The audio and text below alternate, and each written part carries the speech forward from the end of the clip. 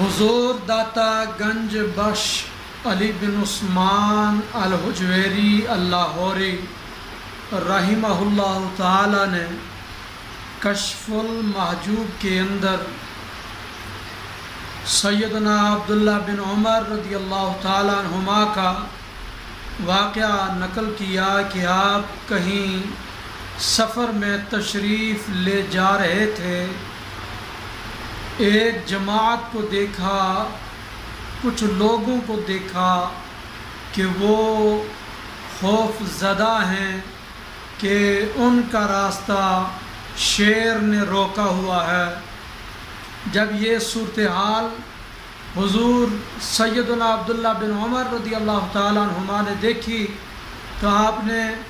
شیر کو مخاطب ہو کر فرمایا کہ شیر، اگر تو نے ان لوگوں کا راستہ اللہ کے حکم سے روکا ہوا ہے تو اپنے راستے سے نہ ہٹنا،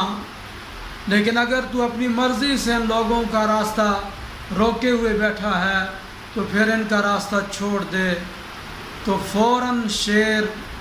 سر جھکا کر ان کے راستے سے ہٹ گیا۔ تو اب دیکھیے، شیر ایک درندہ ہے، لیکن جب بندہ اللہ کا ہو جائے تو پھر شیر بھی راستہ دے دیتا ہے۔